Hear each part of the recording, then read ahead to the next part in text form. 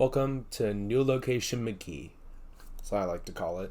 I actually have 3 different ring lights set up here, trying to maximize the amount of light that I have here. So after using my iPhone 13 Pro Max for 5 full days at this point, I have some opinions. The first day that I had this was the unboxing day. I opened it up, it came with a few accessories, nothing special.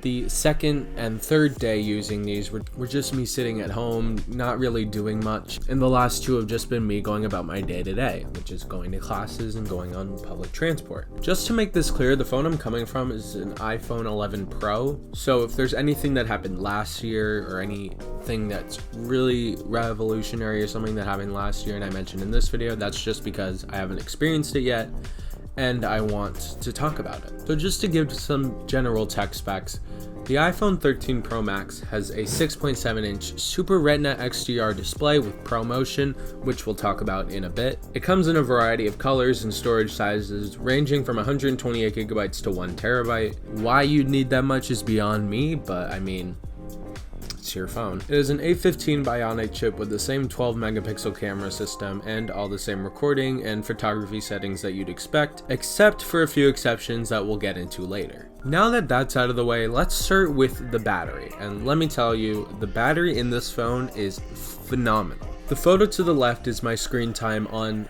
Saturday the 25th. 12 hours of screen on time and an hour and a half of screen off time. And instead of focusing on how depressing that is, here's the battery chart for that exact same day. That chart's at around 100%, showing that this phone basically got me through the entire day without needing to charge at all. Now, I might have put it down in a wireless charger, say like the one we have in our kitchen, but it wasn't for very long, seeing as this thing didn't consume that much battery. And for 12 hours, that's a great amount of battery. That's crazy, right? The 11 Pro got me there with enough battery left, but this thing gets me there with so much battery left. Like, it's 6:37 p.m. and I still have 44% right now, but maybe it's too much battery. At around 5:45 p.m. on Monday, I had 42% battery left. That's without putting this thing on any chargers, except for the one I used to take that screenshot, because taking a screenshot of the date and time and the battery percentage is surprisingly hard on an iPhone. And keep in mind, that was with heavy use. Yes, I was in school, but between periods, I'd use it to look at my schedule, look at my classes, and just used it during lunch. It was great. Now, we all know that batteries degrade over time. It's common knowledge. But keeping a phone at 100% on a charger for too long is definitely going to hurt the battery. Apple has kind of counteracted this with their own battery optimized charging solution, but for the first few days of charging, this is what my battery graph looked like. Sitting at 100% for 5 hours is not great. It's not going to help the battery. So over the next few days and weeks, this phone will probably learn my way of charging, my schedule, what time I usually wake up, and not charge to 100% until that time, which is great. So make sure you have that feature on. The phone currently uses the block I got with my 11 Pro. Rest in peace, blocks in the box. And it's still just as fast as I need it to be. Maybe too fast considering those battery charts, but it's good. The newest feature on this phone that I've been having the most fun with isn't actually the 120Hz screen, though we will talk about that in a second. It's the new macro mode. I'm going to talk more about the cameras in a few minutes, but for right now I just want to talk about this feature. So Android phones in the past have sacrificed having an ultra wide camera for something like a 2 megapixel macro camera. And as multiple phone reviewers have told the consumer before, that's not a good decision, and I wholeheartedly agree. You always want to go with the wide angle lens, as that will definitely be more useful than the macro camera. What Apple has done here on the Pro models is take the closer focus range of the wide angle lens and use it to get closer up, or macro images. You can get as close as 2 centimeters, which is really cool, but something I've noticed is that if you're trying to get a macro image of maybe like a smaller object, like a leaf or something, the phone will jump in and out of the macro mode and switch between the main camera and the ultra wide camera, and there's no way to manually override this. The phone just automatically does it, and it gets pretty annoying. Marcus Brownlee from the channel MKBHD has tweeted that Apple told him that there will be a software update coming this fall to turn off the automatic camera switching. But for right now, this is what we're stuck with. Don't get me wrong, it's not bad. I actually really like the feature, but I really wish I could just switch between the cameras whenever I wanted to. Moving on to the 120Hz screen on this thing, it's actually really cool and feels really smooth. This camera doesn't really do it justice. If you watched my unboxing video, you know that I didn't really get the best footage out of it, but I'll try and put up a video online on the screen right now if anyone has actually done the comparison yet. The technology behind this screen is what Apple calls ProMotion. They unveiled it back in 2017, but they haven't put it in their Pro line of phones until right now, even though that feels like something that should be in the Pro line of phones when you first make the Pro line of phones. Just picking it up for the first time, I was able to feel the difference. It felt so much smoother than the 60Hz screen on my 11 Pro. You don't even have to be a tech nerd or anything to really feel it. The animations and sliding across the home screen just feels so much smoother on this phone. The technology behind the screen is adaptive, meaning that it won't always stick to 120Hz. When the higher refresh rate screens offer little to no benefit, your phone will drop the refresh rate to help save battery. The way Apple and other Android phone companies have been doing it with adaptive refresh is the way every company should do it. 120Hz is great, but getting an even better battery life with an even better screen is something that I value a lot. There are a few apps that don't take full advantage of it yet, or just kind of have glitches in them because of it, and the most noticeable one is Spotify. When sliding up to see the song you're listening to, the slide up and down animations are both pretty slow. This will probably be fixed in an update to the app soon, but I just think it's pretty annoying right now. Something great about this phone is the brightness. The screen gets really bright compared to the 11 Pro. On the 11 Pro, I'd have to crank up the brightness all the way to be able to see anything in direct sunlight. Now I only have to crank it up to half, maybe 3/4 brightness, which is really great.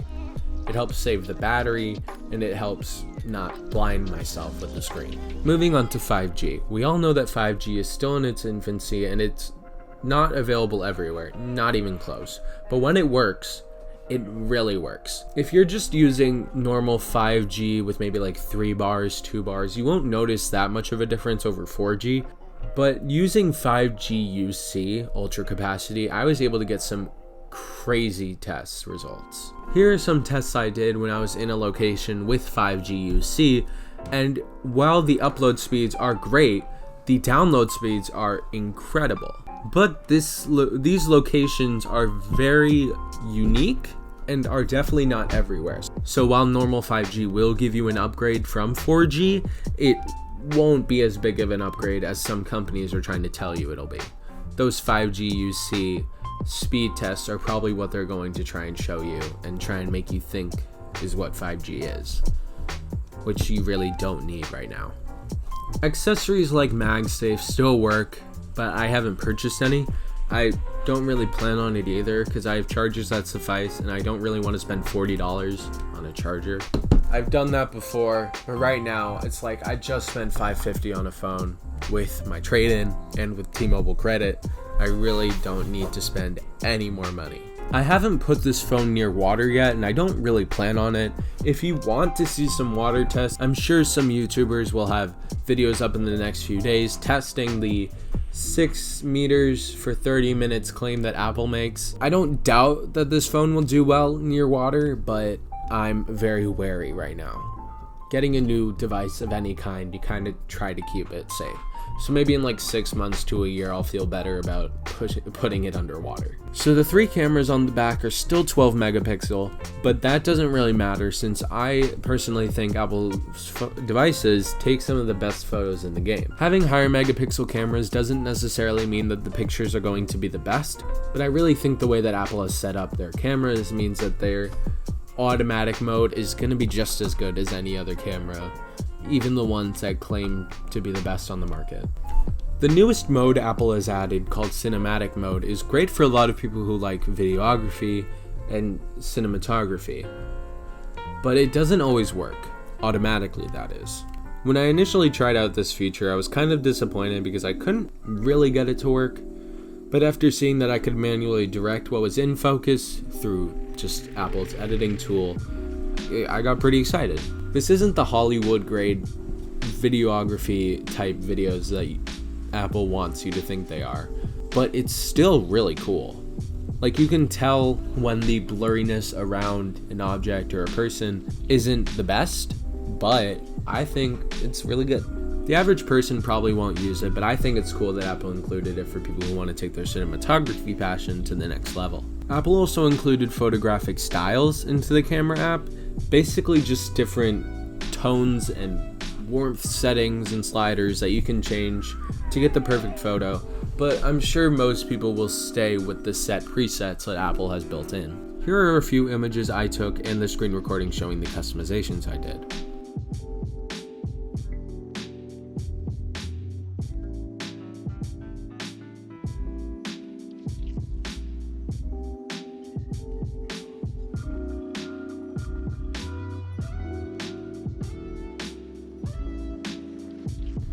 The other features in the camera app are pretty much the same, except for, like, obviously better photo quality, better video quality, and better night mode, which is always appreciated. Some smaller things I like are how the phone barely rocks on the table anymore. With the older phones, with the cameras, you could rock them on a table a little bit, and they would be very loud. But with this new phone, barely makes a noise.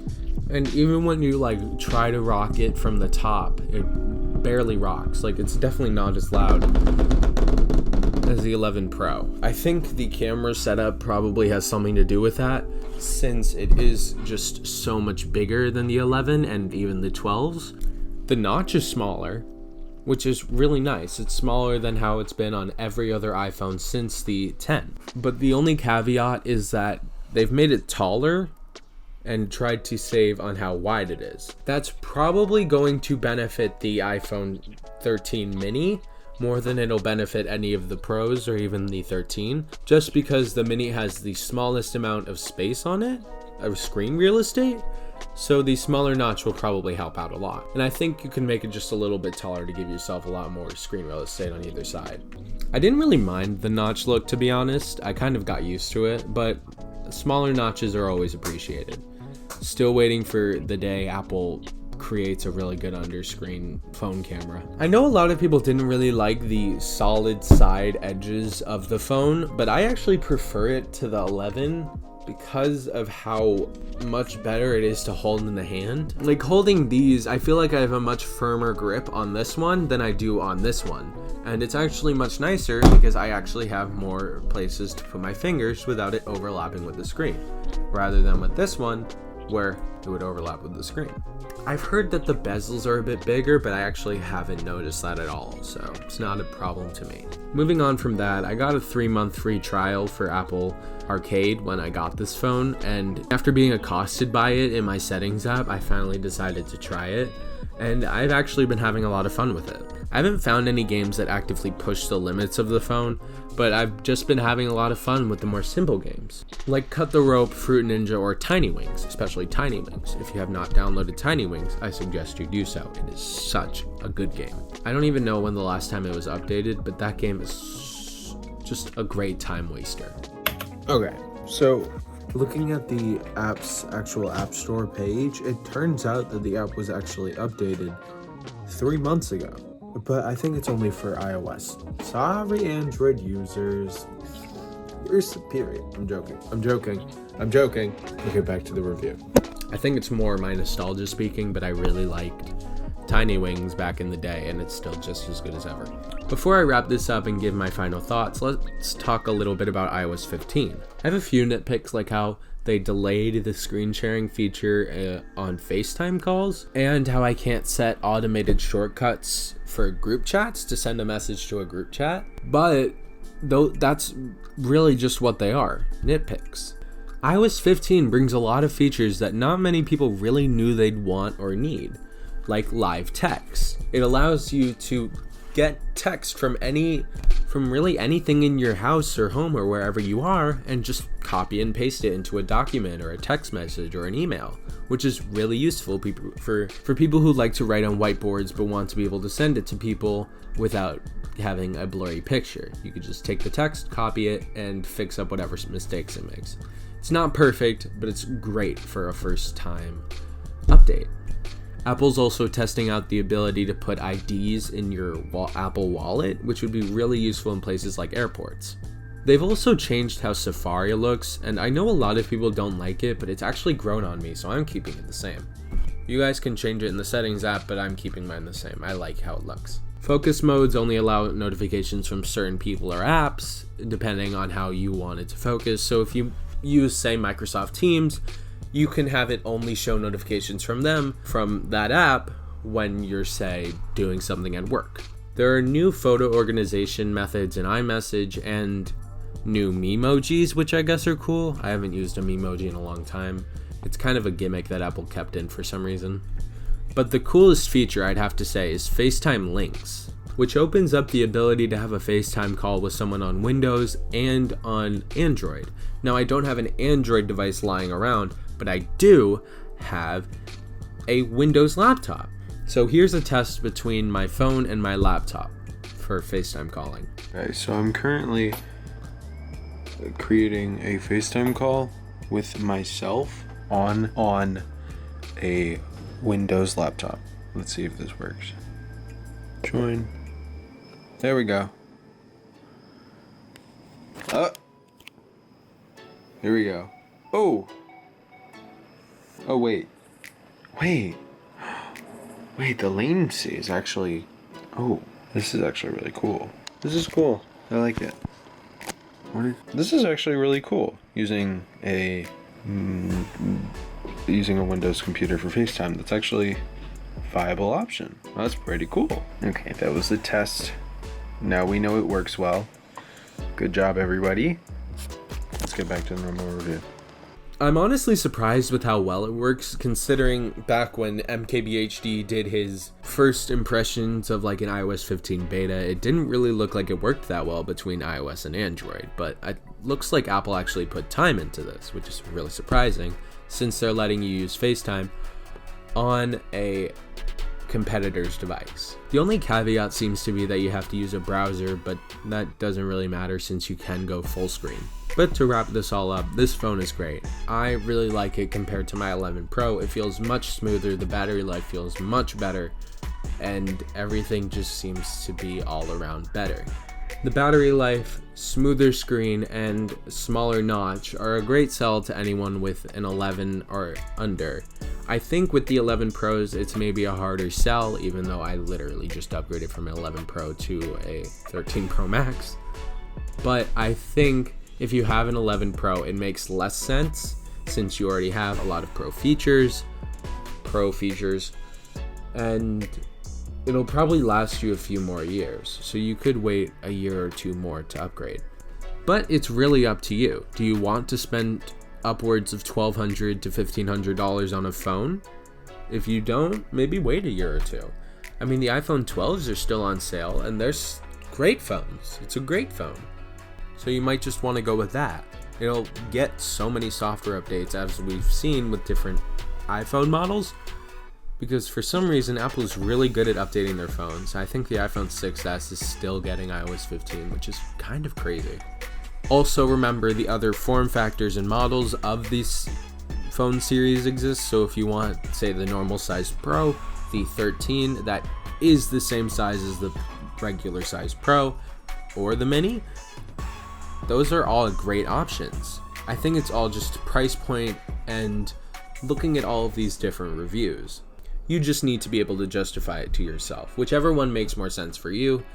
I feel like I have pretty big hands, so the 13 Pro Max actually fits well in my hand. Like, I can like reach the top of the screen and like do everything I need to with just my thumb, which is great. But I know a lot of people aren't like that. So if you just want a smaller screen, or you want, say, a small screen, you can just get the mini. Apple's most popular phone lines have been the smallest ones. And with these smaller notches here, you're gonna get a lot of screen real estate. I'm just gonna love this phone for as long as I can, and I would recommend it to anyone who wants a big phone and a powerful phone. That's it for now. I really hope you enjoyed this video. I know it's kind of new for me. I usually focus on portable emulators, but if you did enjoy it and you want to see more of it, like the video, comment that you enjoyed it, and subscribe. I will see you next week with something interesting.